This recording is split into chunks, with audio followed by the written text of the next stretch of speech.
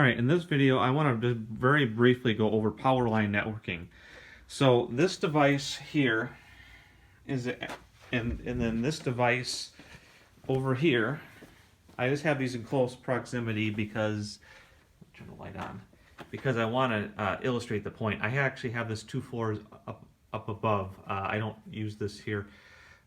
These two devices, that device that's plugged in, that guy right there, and this guy right there, talk to each other through the electrical wall socket. Basically, it's turning this electrical wall socket into a network jack. And what you do is, now, I know this is going to throw you off, but basically this is plugged into the router. I have the router over here in this room. Yes, I did pull Ethernet cables, and here's the router here. Let me turn the light on. Sorry. Router is, where is it? Right here. Let me zoom out. Here we go. This is the router, okay?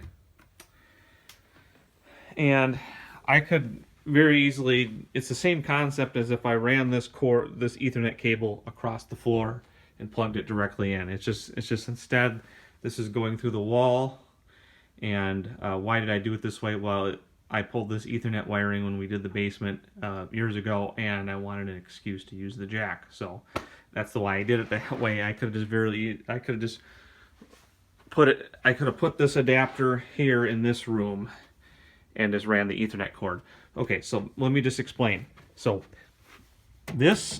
pretend that this adapter right here, I just did just that. I took this and I dragged it all the way over here and I plugged it in to an open port into this router. And again, it's actually, the wiring is actually run behind the wall and it's plugged into one of those jacks in the wall, which then goes to the router. But again, it's the same concept as if I would have run this all the way along the floor to the router. Okay, now this device talks to this device over the actual electrical wall outlet. There's no wireless at all. There's no wireless at all from the communication between here and here. It is over electrical wall sockets. And then I have an Ethernet connection from here to the computer. So that one plugs in. That one plugs in with an Ethernet cable to the router. And again, I just happen to have a jack. You're probably not going to have this in your house. Again, it doesn't matter. All that stuff, it goes along the wall, up through the ceiling, and then over to that room over there. Like I said, same concept if I ran it across the floor. And I very well could have just put it in the other room. Like I said, I'm just doing it that way to to make an excuse why I'm using that jack. So, if I were to turn this computer on, this would be talking to that device over there, and then to my router through the electrical outlets in my house. Now, a couple of things I want to go over.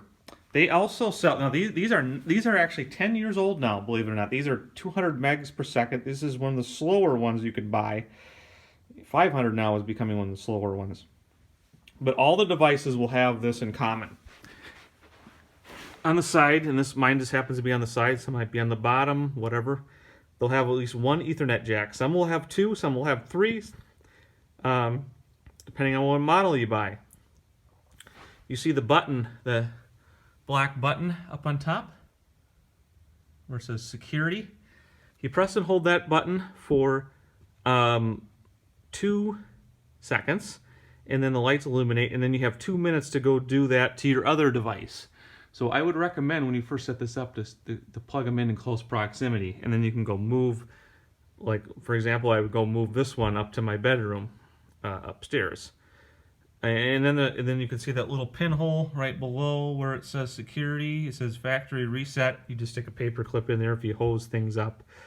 You got that. Okay, now you can see that if I had a power strip plugged in, and I'm trying to see where this one is plugged into.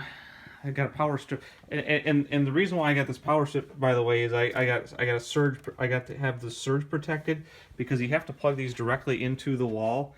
They cannot plug into a power strip. So where I put the surge protector is actually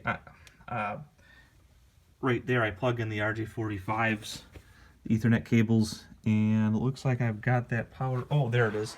So you can see back. Yeah, you can't see it, but this basically has the angled bracket. So that's not going to work when you plug in. If I were to take that power strip and plug that in right above this, even though it's angled, this would hit that. So there are some power line adapters that actually have a plug on the front, you know, a plug like this, 3-prong on the front of the adapter. And you know, usually that's going to cost more money when you get one of those. So you decide whether you don't need one, like I don't, or whether you do need one. Okay, you make that decision. Now, there are also implementations where the second device, say like this one, okay, because this one over there is connected to the router, and again, pretend that I ran it across the floor and plugged it in. It's really no different. It's just I extended it through the wall, up through the ceiling, and then to the other room. And I didn't have to do that. I just wanted an excuse to use the Ethernet jack that I put right there. Okay, so what you do is what this can do is the second device that plugs into the computer. They all should have a jack, at least one Ethernet jack.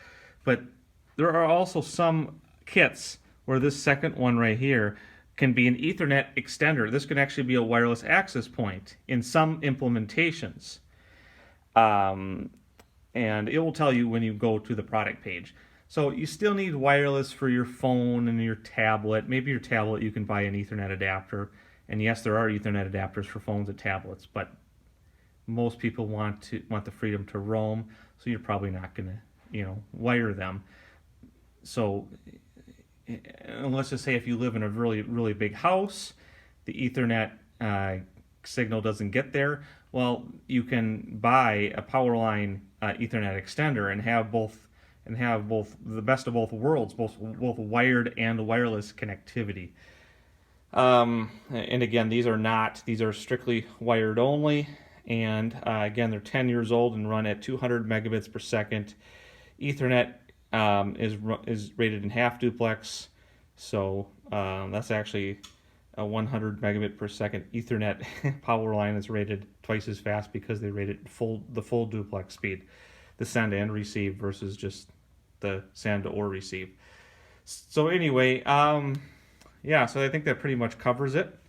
And again, thanks for watching, and by the way, don't forget to give this video a like, subscribe to the channel, and also I'm going to post links in the description below so you can buy one of these, and be sure to look at that either in the description or the comments. Sometimes on mobile devices it's difficult to get access to one of those, at least in the description, so I'll make sure I'll put it in the comments below so you know what to buy. So anyway, thanks for watching.